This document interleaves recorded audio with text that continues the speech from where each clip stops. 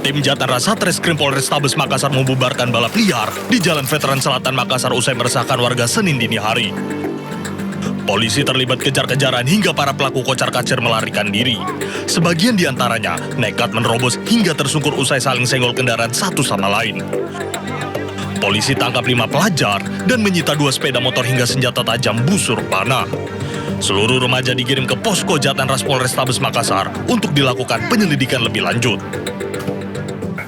Kami dari pihak Jatan Ras mendatangi lokasi tepatnya di Jalan Veteran telah terjadi balap liar konvoi yang mana kumpulan balap liar kami berhasil membubarkan di lokasi tersebut. Selain mendapat pembinaan, polisi juga memanggil orang tua pelaku. Dari Makassar, Sulawesi Selatan, Syahrul Adiaksa, iNews melaporkan.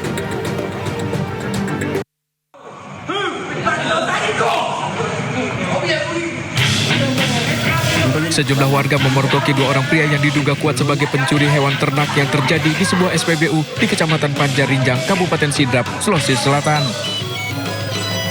Kedua pelaku sontak menjadi bulan-bulanan warga yang sudah lama geram lantaran aksi pencurian ayam ternak milik warga sering terjadi sejak beberapa waktu terakhir.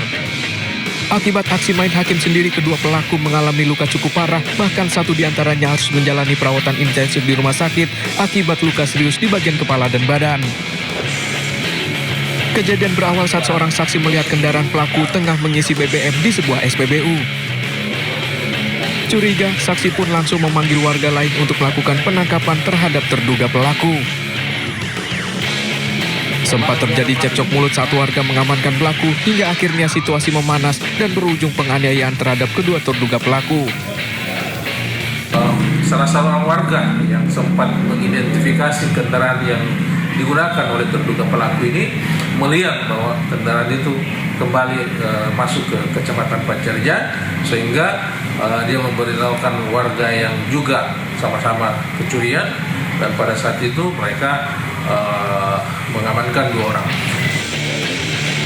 Kini kedua terduga pelaku telah diamankan di Mapolsek Panjarinjang, Polres Sidrap untuk menjalani proses penyelidikan lebih lanjut.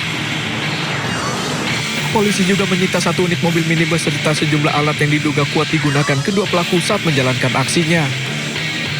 Dari Sidrap, Sulawesi Selatan, Erwin Eka Pratama, iNews melaporkan.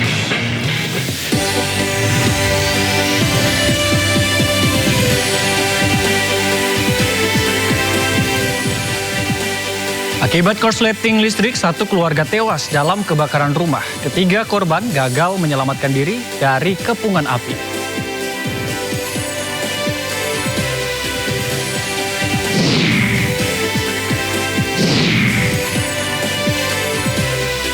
Hari pertama masuk sekolah SD Negeri Srengseng Sawah 15 terdapat ancaman teror bom. Tim Densus 88 dan tim Gegana dikerahkan untuk memeriksa areal sekolah.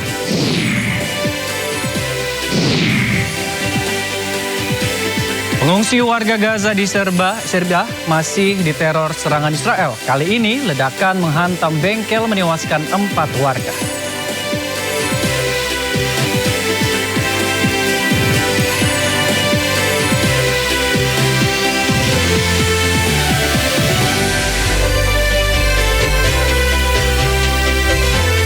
Halo pemirsa, Sindo Malam hadir dengan beragam informasi terkini di tanah air serta mancanegara. Bersama saya Ardi Lase dan inilah Sindo Malam selengkapnya.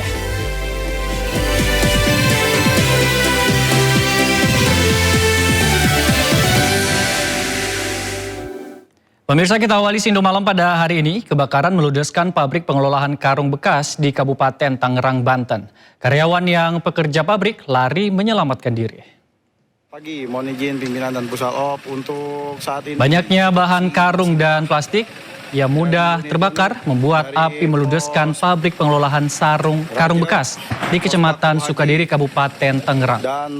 Kebakaran baru dapat dipadamkan pemirsa 4 jam kemudian. Api pertama kali muncul dari tumpukan karung di tengah pabrik. Kobaran api lalu merembet ke tumpukan plastik. Penyebab kebakaran dengan nilai kerugian miliaran rupiah masih diselidiki polisi.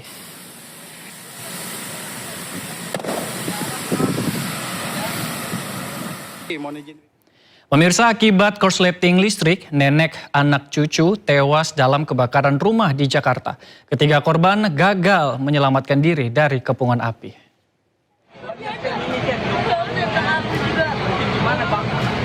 Api melalap 8 bangunan di Jalan Palat, Kelurahan Jati, Pulau Gadung, Jakarta Timur, Minggu pagi.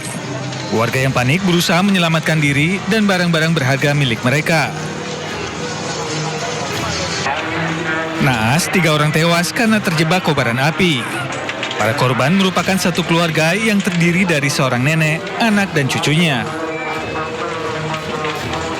Karena korsleting listrik jam setengah 3-an, saya terus karena dikabari telepon, terus saya lari, lihat api sudah besar, terus langsung menghubungi pihak pemadam, terus keluarga lari, ada yang keluar, tapi ternyata masih ada keluarga yang tertinggal di dalam.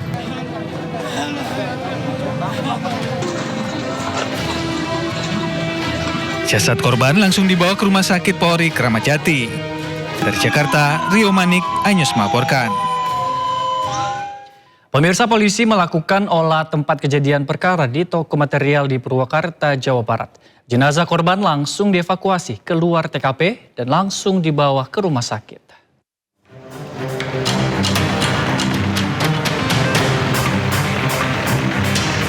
Penyelidikan kasus ledakan di sebuah toko material di Kampung Babakan, Pamengpek, Purwakarta, Jawa Barat masih berlangsung. Polisi bersama tim Jibom, Brimob, Inafis, dan petugas pemadam kebakaran melakukan olah TKP secara menyeluruh untuk mencari penyebab pasti ledakan. Di lokasi kejadian, petugas menemukan lubang bekas ledakan berdiameter sekitar 40 cm dengan kedalaman yang masih perlu diukur terlebih dahulu. Untuk ledakan kami belum tahu itu penyebab ledakan. Kondisi korban tadi gimana kan? Kondisi korban kami sudah bawa ke rumah sakit, sementara kami lakukan visum dan otopsi. Ya, kondisinya luka bakar atau apa? Kami tidak bisa menyimpulkan kalau luka yang terjadi pada korban, luka bakar atau luka tembak apa, kami belum bisa menyimpulkan. Mungkin setelah hasil keluar dari rumah sakit, dari kedokteran baru kami bisa sampaikan. Posisinya terlentang atau tengkurap? Posisi terlentang. Terlentang ya. Untuk lubang bekas ledakan sendiri diameter berapa sih dan seperti apa itu kondisinya? Kurang lebih diameter sekitar 40 cm. Radius dari titik korban 40 cm 4 sampai 50 cm ya. Radius korban sekitar 2 meter. Berarti sempat terlempar gitu, Pak? Mungkin terlempar mungkin ya. Sejumlah barang bukti telah diamankan, di antaranya serpihan material, pakaian korban, telepon genggam, serta berbagai pecahan yang ditemukan di sekitar lokasi. Petugas juga masih meneliti serpihan berupa logam, plastik, dan kain yang diduga berkaitan dengan sumber ledakan. Dari Purwakarta, Jawa Barat, Irwan Ainis melaporkan. Sementara itu, pemirsa, tim gabungan melakukan olah tempat kejadian perkara kasus ledakan di Tasikmalaya, Jawa Barat. Polisi telah mengamankan 3 orang, termasuk mantan narapidana terorisme. Tim gabungan Densus 88 Anti Teror Polri dan tim Gegana Satbrimob Polda Jawa Barat melakukan olah tempat kejadian perkara kedua. Selama olah TKP, akses menuju titik utama Jalan Dadaha ditutup sementara. Tim juga menggeledah rumah terduga pelaku berinisial AAS, mantan narapidana terorisme di Kampung Gunung Koneng, Kecamatan Cihideng, dan menyita komponen racikan perakit bahan peledak. Sebelumnya, pedagang jagung dan pedagang tahu gejrot dalam pengaruh minuman keras terlibat adu mulut. Situasi kian memanas saat tersangka AAS, pedagang es teh sekaligus ex narapidana terorisme, ikut terlibat hingga memicu terjadinya suara ledakan.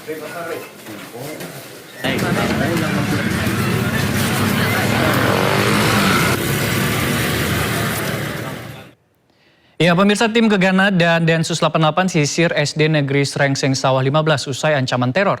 Penyisiran dilakukan di setiap sudut, mulai dari kelas hingga area taman. Satuan Gegana Brimob menyisir tiap kelas dan seluruh area sekolah di SD Negeri Srengseng Sawah 15 Jakarta. Penyisiran di lingkungan sekolah dilakukan usai adanya laporan ancaman bom sekitar pukul 7:30 pagi saat siswa mengikuti upacara pembukaan MPLS. Sekitar pukul 13:15 pemirsa, personil Densus 88 dan tim Gegana merampungkan penyisiran. Tim mulai meninggalkan lokasi dengan 2 mobil teknisi bom. Tak ada benda apapun dibawa oleh tim dari sekolah. Warga dan guru sudah diperbolehkan memasuki kawasan sekolah.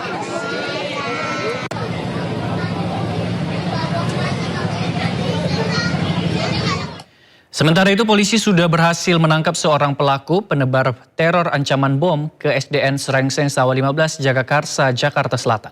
Pelaku tinggal tidak jauh dari sekolah. Untuk pelaku, satu orang inisial MY beralamat di sekitar lokasi kejadian sekolah, itu sudah diamankan. Saat ini ada di Polres Metro Jakarta Selatan, masih dalam pendalaman dari penyidik terkait tentang motif, tujuan dari yang bersangkutan. Kami juga menghimbau kepada seluruh masyarakat untuk kita lebih bijak, karena kita ingin kegiatan pendidikan, dunia pendidikan ini dalam kondisi yang nyaman. Dan ini akhirnya dengan adanya teror itu, sekolah dipulangkan. Kita beralih ke informasi lainnya, pemirsa. Seorang janda tewas mengenaskan di rumahnya dengan kondisi tangan dan kaki terikat. Kondisi rumah korban berantakan dan sejumlah barang berharga hilang. Warga digegerkan penemuan jasad wanita lansia di rumahnya di Kecamatan Kota Bumi Utara, Lampung Utara. Jasad korban ditemukan di kolong meja makan dengan tangan dan kaki terikat. Sementara mulut korban disumpal handuk. Sebelumnya warga curiga lampu rumah korban tidak menyala selama 3 hari.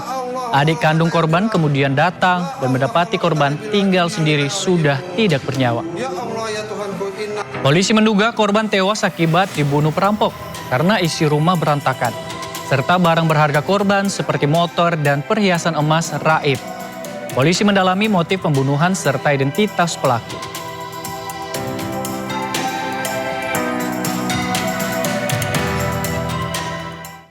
Seorang wanita di Bekasi, Jawa Barat menjadi korban penyekapan dan penganiayaan dilakukan seorang pria yang dikenalnya dari media sosial.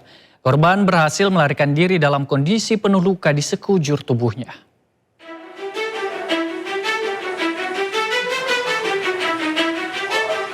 Wanita berusia 25 tahun asal Kampung Rawalintah, Cikarang Utara, Bekasi harus menahan sakit usai menjadi korban penyekapan dan kekerasan yang dilakukan oleh kekasihnya sendiri.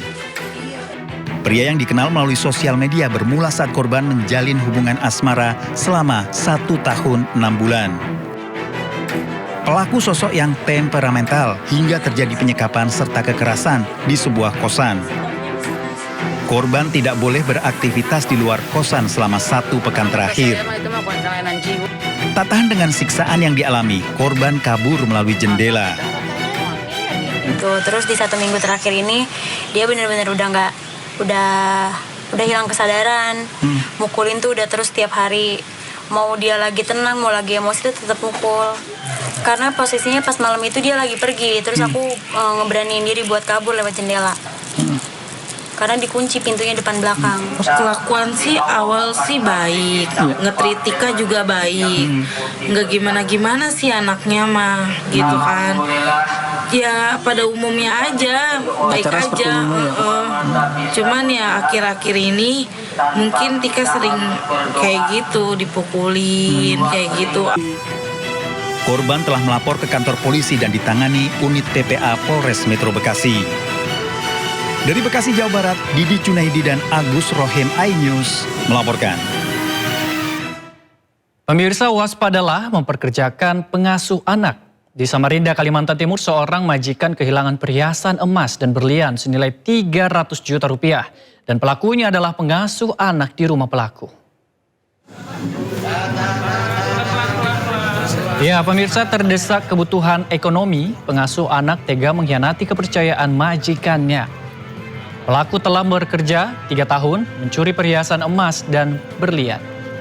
Untuk menghindari kecurigaan, pelaku mengambil perhiasan bertahap selama 3 bulan.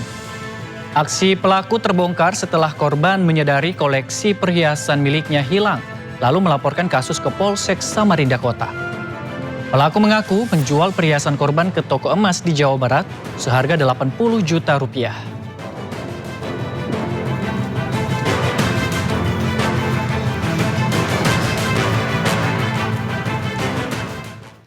Pemirsa, isak tangis tak terbendung mewarnai pemakaman massal 9 korban kecelakaan maut rombongan pengantin di Indramayu, Jawa Barat. Seluruh korban dimakamkan di pemakaman umum berbeda.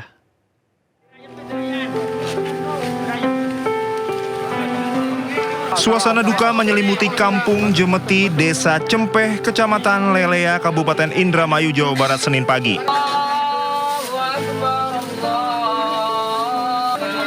Sembilan warga yang menjadi korban tewas dalam kecelakaan maut Indramayu dimakamkan di 4 tempat pemakaman umum yang tersebar di desa tersebut.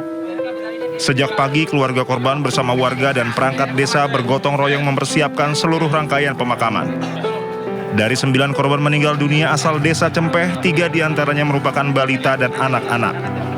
Mereka menjadi korban setelah ikut dalam rombongan pengantar pengantin bersama orang tua mereka saat terjadi kecelakaan di jalur Pantura Indramayu. Pihak keluarga mengaku sempat merasakan rombongan berangkat. Padahal udah dilarang sama suaminya sama bapak tuh jangan ikut, tapi memaksa dan ikut. Sempat gonta-ganti baju berarti ya? Sempat gonta-ganti baju, 2 kali ganti baju. Hingga Senin siang, jumlah korban meninggal dunia bertambah menjadi 12 orang. Sementara 6 korban luka-luka masih dirawat di Rumah Sakit Mitra Plumbon Widasari. Dari Indramayu, Jawa Barat, Toy Iskandar Anyus melaporkan. Tim Traffic Accident Analysis TAA Ditlantas Polda Jawa Barat dan Satlantas Polres Indramayu menggelar olah tempat kejadian perkara kecelakaan maut menewaskan 12 orang. Polisi belum menetapkan tersangka dan 3 sopir yang terlibat kecelakaan masih diperiksa.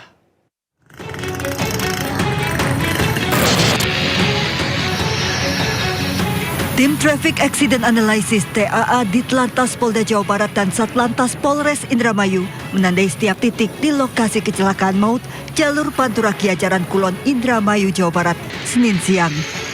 3 kendaraan dilibatkan dalam olah TKP untuk memperagakan kondisi sesuai dengan peristiwa kecelakaan maut yang terjadi Minggu sore. Polisi menandai titik henti mobil pick-up yang mengangkut rombongan pengiring pengantin saat hendak putar arah di jalur Jakarta menuju Jawa Tengah.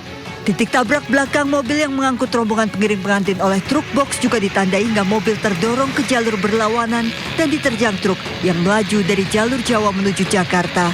Sebaran titik jatuhnya korban juga menjadi fokus polisi dalam membedah penyebab pasti kecelakaan. Selama proses olah TKP, lalu lintas jalur Pantura dihentikan sementara.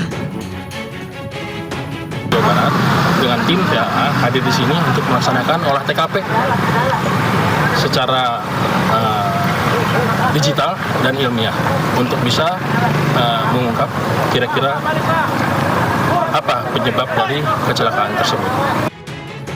Dalam olah TKP, polisi menggunakan teknologi terkini untuk membaca gerak kendaraan. Seluruh sopir yang terlibat kecelakaan masih diperiksa intensif. Hingga saat ini polisi belum menetapkan tersangka kecelakaan maut yang menewaskan 12 orang. Polisi juga mengimbau agar warga mematuhi mobil bak terbuka hanya untuk mengangkut barang, bukan orang. Dari Indramayu, Jawa Barat, Toy Iskandar Anyus melaporkan. Pemirsa, Anda kembali di Sindo Malam. Lantaran tergiur keuntungan bisnis sembako murah, sekelompok ibu justru kehilangan uang ratusan juta. Menyadari ditipu, para korban menggeruduk rumah bandar sembako di Surabaya, Jawa Timur.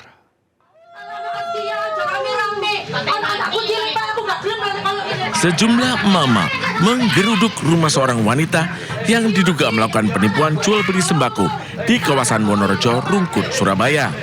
Mama ini emosi dan terlibat cekcok dengan pemilik rumah.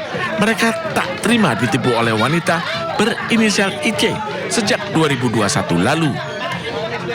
Penipuan bermula saat korban tergiur jual beli sembako murah dari status WhatsApp terduga pelaku yang memasang harga minyak goreng dan beras dijual dengan harga selisih lebih murah Rp10.000 hingga Rp15.000 per karton dari harga pasar.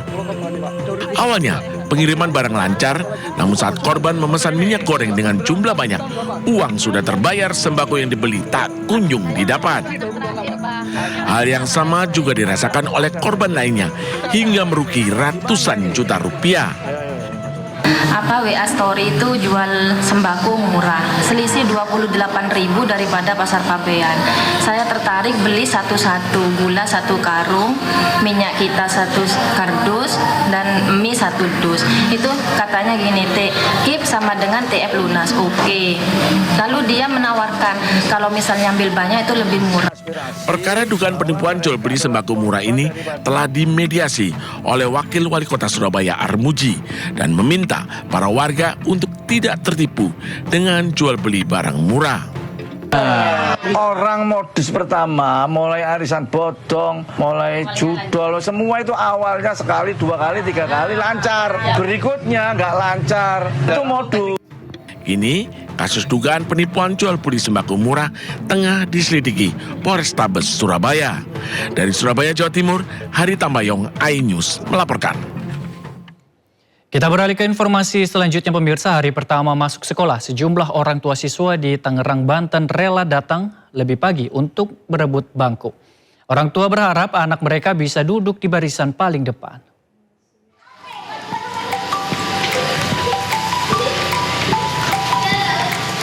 Sejumlah orang tua siswa di Sekolah Dasar Negeri Bojong Nangka, Kabupaten Tangerang, Banten sengaja datang lebih pagi. Bahkan mereka datang sebelum gerbang sekolah dibuka. Begitu pintu kelas dibuka, mereka langsung berebut bangku. Mereka ingin anaknya bisa duduk di barisan terdepan. Apalagi hari ini adalah hari istimewa bagi siswa kelas 1 SD karena merupakan hari pertama bersekolah di jenjang sekolah dasar setelah menamatkan taman kanak-kanak. Siswa baru? Iya, siswa baru ini. Anak saya kelas 1, kakaknya SMP. Oh gitu, terus Bu, ini dari jam berapa nih kesini Bu? Tadi jam 6. Oh pagi amat Bu? Iya, soalnya takut kebagian bangku. Oh gitu, jadi takut anaknya main bangku. Iya. Terus sekarang dapat? Alhamdulillah dapat. Di bagian mana? Paling depan? Enggak, barisan kedua. Oh gitu. Tak hanya berebut bangku, sejumlah orang tua siswa juga setia dan antusias menunggu anaknya di luar ruangan hingga pelajaran selesai. Dari Tangerang, Banten, Ai Marani, iNews melaporkan. Ya, pemirsa, usai ditetapkan sebagai tersangka pada Sabtu 11 Juli lalu, keberadaan mantan Jampitsus Febri Adriansyah menghilang. Hingga kini keberadaannya masih menjadi tanda tanya, sementara surat larangan keluar negeri pun telah keluar.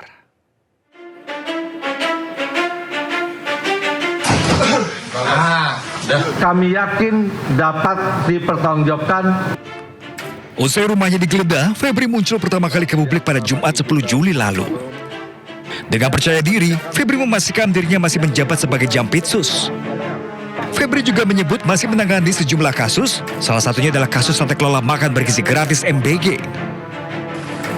Dalam pernyataannya, Febri juga membantah memiliki keterkaitan bisnis dengan salah satu kafe yang digeledah polisi. Febri pun membantah uang yang berada di rumahnya di Sentul adalah miliknya.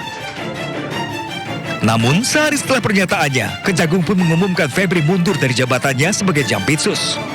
Di hari yang sama, polisi menetapkan Febri sebagai tersangka. Febri diduga terlibat kasus dugaan korupsi dan pencucian uang terkait batu bara pembangkit listrik tenaga uap, Asabri dan Krakatau Steel. Usai ditetapkan sebagai tersangka, Febri tak lagi muncul di publik. Hingga kini, Febri pun belum ditahan. Surat larangan berpergian ke luar negeri juga telah keluar. Publik pun menanti langkah selanjutnya dari penanganan kasus mega korupsi ini. Sementara itu, pemirsa, Kapus Penkum Kejaksaan Agung memastikan tersangka Febri Adriansyah masih berada di Indonesia dan dalam pengawasan penyidik. Berikut keterangan lengkapnya. Iya, memang kan saya bilang kan penyerahan ini administrasi perkara, bukan berkas ya. Kalau berkas berarti kan penuntut umum dari penyidik, kemudian ini kan penanganannya diserahkan. Inilah salah satu bentuk daripada kolaborasi kita kepada dari penyidik kan sama juga. Kebetulan yang diduga salah satunya oknum di kita gitu.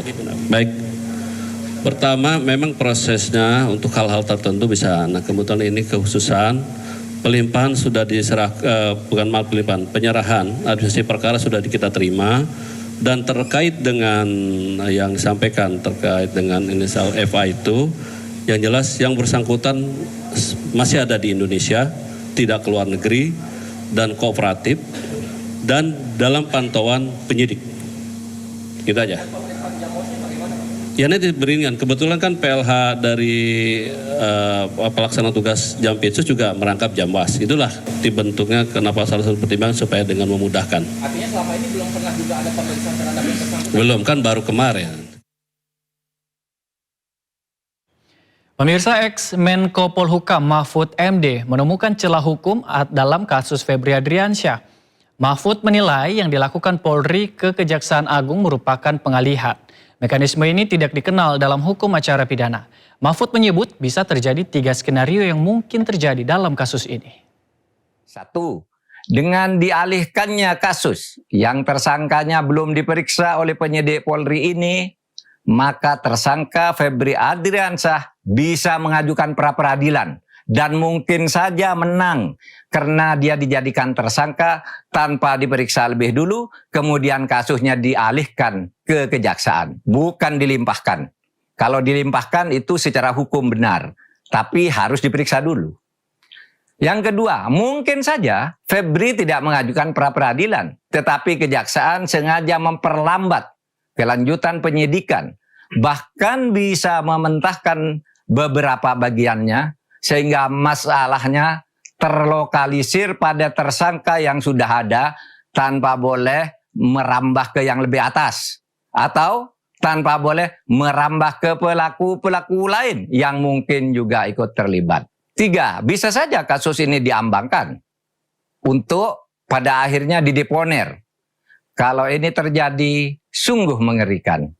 Adakah kita ini akan sungguh-sungguh memberantas korupsi jika begini cara yang dilakukan? Perkembangan yang terjadi sejak Sabtu tanggal 11 Juli 2026 jam 15 WIB memang sangat mengkhawatirkan bagi perkembangan dunia hukum kita. Perang proksi yang tak bisa disembunyikan ini dan yang kemudian melahirkan kompromi berupa pengalihan kelanjutan penyidikan ini bukan hanya merusak mekanisme hukum acara pidana, tetapi juga merusak sistem hukum dan cara berhukum kita. Sementara itu menjawab Mahfud MD, Ketua Komisi 3 DPR RI Habibur Rahman menjelaskan soal penyerahan kasus Febri ke Kejaksaan Agung. Komisi 3 DPR juga berencana mendengar langsung masukan dari Mahfud MD tersebut. Kami ini anggota DPR bukan hanya berkepentingan untuk bicara, tapi kami justru harus mendengar, termasuk masukan dari Pak Mahfud. Apakah sudah sesuai dengan KUHP atau belum? Ya, kalau menurut Pak Mahfud belum sesuai dengan KUHP, ya mungkin kami juga akan undang Pak Mahfud. Ya, kami akan dengar pendapat beliau, kan beliau profesor. Ya, kita tentu soal keilmuan harus banyak belajar dari beliau. Kalau menjadi masukan ya akan kami teruskan. Ya, jadi kita belum sampai kesimpulan juga, Pak. Memang itu bukan pelimpahan sebagaimana rangkaian hukum acara pidana dari penyidik ke penuntut. Ya, itu bukan, itu penyerahan penanganan perkara dari institusi namanya polisi, Polri, Barreskrim Korps ke institusi lain kejaksaan. Kita soal melanggar nggak melanggar KUHP kita tunggu masukan ya dari teman-teman Pak Mahfud. Tapi ada sisi-sisi yang saya sampaikan tadi, ya. Sisi-sisi bahwa kita menghindari gesekan antar lembaga. Ini nggak ada di KUHP, tapi ini adalah masalah real yang harus kita pecahkan. Polda Metro Jaya segera memeriksa sejumlah barang bukti kasus korupsi yang menjerat ex-Jampitsus Febri Adriansyah. Polisi juga menggandeng FBI dan kedutaan asing guna memeriksa barang bukti lain.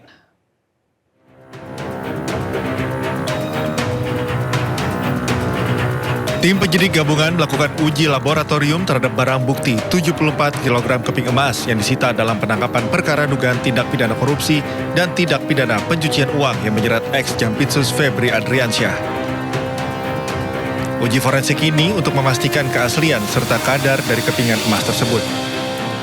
Polda Metro Jaya juga berkolaborasi dengan pihak lain seperti FBI, Kedutaan Amerika Serikat dan Singapura, serta Bank Indonesia terkait barang bukti sejumlah mata uang asing. Ini ada uang USD, SGD, rupiah, termasuk emas batangan. Jadi nanti akan dilakukan uji terkait tentang Singapura dolar, US dollar dari FBI dan kedutaan Amerika, termasuk dari kedutaan Singapura dan Bank Indonesia. Kami akan sampaikan pada teman-teman sekalian secara berkala. Tadi dari teman kita dari Pegadaian Pusat sudah menyampaikan, nanti hasilnya dari 74 lempeng ini akan disampaikan hasilnya kepada teman-teman sekalian.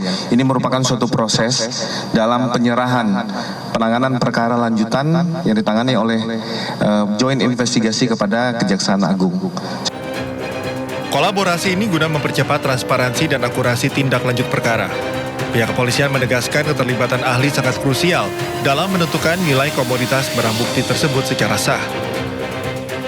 Dari Jakarta, Tim Liputan Ainus melaporkan. Sementara itu, Polri segera melimpahkan barang bukti kasus korupsi ex-Jampitsus Febri Adriansyah ke Kejaksaan Agung. Pelimpahan barang bukti akan dilakukan usai polisi melimpahkan perkara menjerat Febri Adriansyah ke Kejaksaan Agung.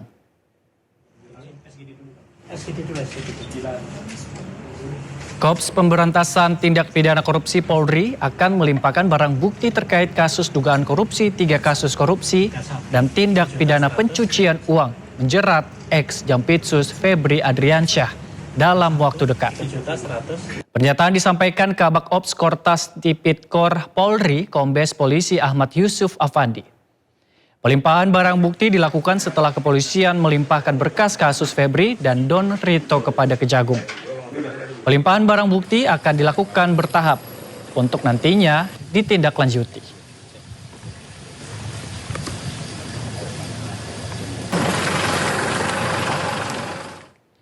Kapolri Jenderal Listio Sigit Prabowo bersama jajaran pejabat utama Mabes Polri mengunjungi Gedung Kejaksaan Agung RI. Pertemuan antara Kapolri dan Kejaksaan Agung dilakukan secara tertutup. Kapolri Jenderal Listio Sigit Prabowo menyambangi Gedung Kejaksaan Agung pada Senin sore. Kedatangannya didampingi sejumlah pejabat utama Mabes Polri. Mobil iring-iringan Kapolri tiba di Gedung Kejaksaan Agung sekitar pukul 15.25 waktu Indonesia Barat. Setibanya di lokasi, rombongan Kapolri langsung masuk ke gedung utama dan pertemuan berlangsung secara tertutup. Dan sebenarnya ini adalah bukan program baru, ini adalah program lama. Ya, kemudian dan kami juga, saya dengan Pak Kapolri, tapi teman-teman jangan berpikir kami ini rival, kami ini adalah versus, tidak. Jadi kami sejak dulu, kami sudah mengenal secara pribadi beliau, kemudian kami sama-sama, saya jadi Jaksa Agung, beliau sebagai Kapolri, kemudian jangan juga berpikir, karena ada hal-hal sesuatu kemarin, ini adalah silaturahmi yang biasa kami lakukan, dan kami selalu berpikir bagaimana perbaikan ke depan lagi. Itulah yang tadi kami bicarakan. Kami mendapatkan kehormatan diterima untuk bisa bersilaturahmi dan beraudiensi terkait dengan beberapa hal yang tadi kita bicarakan untuk bagaimana ke depan antara kejaksaan dan kepolisian sebagai satu ikatan aparat penegak hukum di dalam sistem criminal justice system ini tentunya terus kita perkuat, kita perkokoh, apalagi kita juga ada KUHP baru yang tentunya ini juga sama-sama kita sosialisasikan bersama, dan bagaimana ke depan tentunya kemitraan yang ada, sinergitas yang ada akan terus kita. Sementara itu, Kapolri Jenderal Listio Sigit Prabowo mengunjungi Mabes TNI Cilangkap Senin siang. Kedatangannya didampingi para pejabat utama Mabes Polri. Setibanya di Mabes TNI Cilangkap, Kapolri langsung disambut oleh jajaran kehormatan serta Panglima TNI beserta jajaran pejabat utama Mabes TNI. Pertemuan ini dilakukan untuk memperkuat sinergitas dan solidaritas kedua lembaga. Kapolri juga menjelaskan bahwa pertemuan ini sekaligus tindak lanjut arahan Presiden Prabowo Subianto agar TNI Polri terus memperkuat sinergitas dan solidaritas antar lembaga.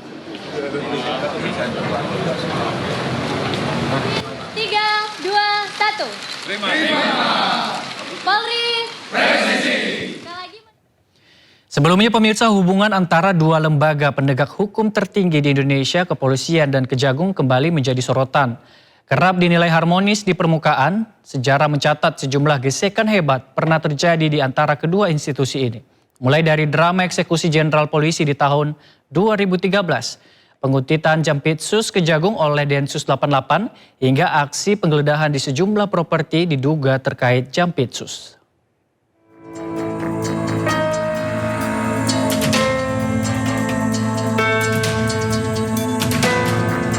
Perseteruan Polri dan Kejagung sempat menyita perhatian publik pada April 2013. Saat itu, tim eksekutor Kejaksaan Agung mendatangi kediaman mantan Kepala Bareskrim Polri, Komjen Purnawirawan Susno Duaji di Bandung, Jawa Barat, untuk mengeksekusi putusan ingkrah kasus korupsi. Namun, eksekusi tersebut berujung kegagalan dramatis. Susno menolak dieksekusi dan mendapat perlindungan ketat dari sejumlah anggota Provos Polda Jabar. Blokade personal Polri memaksa tim eksekutor Korps Adiaksa mundur demi menghindari bentrokan fisik, memicu polemik hukum tata negara yang panas di masanya. 11 tahun berselang, bara dalam sekam kembali menyala pada Mei 2024. Sebuah insiden mengejutkan terjadi di sebuah restoran di kawasan Cipete, Jakarta Selatan.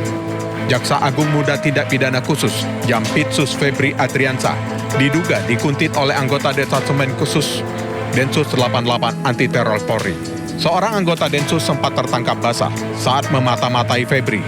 Insiden ini terjadi di tengah langkah agresif Kejagung yang sedang mengusut mega korupsi tata niaga komoditas timah yang merugikan negara hingga 271 triliun rupiah. Tensi kedua lembaga kembali meruncing ketika jajaran penyidik di Reskrimsus Polda Metro Jaya bergerak melakukan penggeledahan masif di belasan tempat. Dalam penggeledahan, polisi menyita lebih dari $0,5 triliun uang tunai dan 74 kg emas batangan. Tempat-tempat yang digeledah disinyalir memiliki keterkaitan dengan Jampitsus. Langkah kepolisian ini disebut-sebut bertalian dengan pengembangan hasil penyelidikan 3 kasus dugaan korupsi besar, yakni tata kelola batubara di PLN, skandal Asabri, hingga proyek di Krakatau Steel. Publik menilai manuver ini sebagai aksi saling kunci antar lembaga. Pemirsa, Anda kembali di Sindo Malam. Pasukan Amerika menyerang markas militer Iran. Serangan bom memicu terjadinya kebakaran. Ya pemirsa, video merekam besarnya api ketika bom menghantam bangunan di markas militer Iran. Narasi dari sumber video menyampaikan setidaknya 500 misil ditunjukkan ke markas Iran. Lokasi dan waktu penyerangan tidak bisa dikonfirmasi secara independen.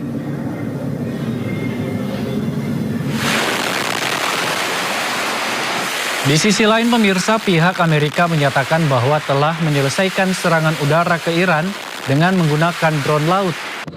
Lusinan rudal dilepaskan dengan menyerang militer pertahanan udara Iran, radar laut Iran, dan fasilitas Iran lain. Serangan juga menargetkan pusat misil, pusat drone, dan kapal-kapal kecil Iran.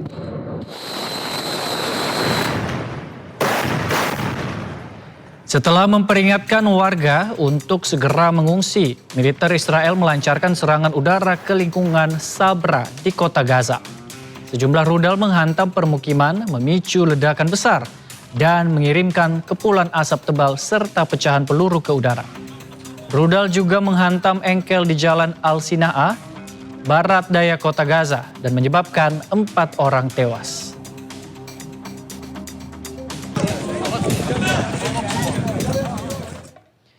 Pertahanan udara Qatar mencegat rudal balistik diluncurkan Iran di langit Doha. Pencegatan mengakibatkan sedikitnya 3 orang terluka akibat pecahan peluru.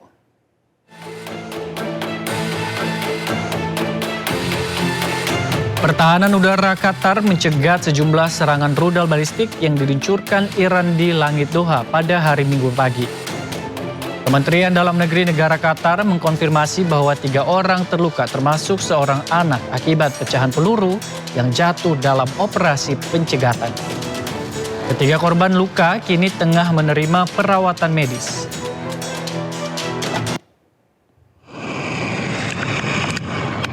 Sebelumnya pemirsa, Korps Garda Revolusi Islam Iran IRGC merilis rekaman peluncuran rudal balistik dengan target pangkalan udara Pangeran Hasan di Yordania dan pangkalan udara Al Udeid di Qatar dalam 2 operasi beruntun. Dalam sebuah pernyataan, tentara Iran juga menyebut telah menyerang pertahanan udara dan situs radar militer Amerika Serikat dan Kuwait dan juga Bahrain. Serangan dilancarkan sebagai balasan atas agresi Amerika yang berkelanjutan terhadap pangkalan-pangkalan pesisir Angkatan Bersenjata Iran.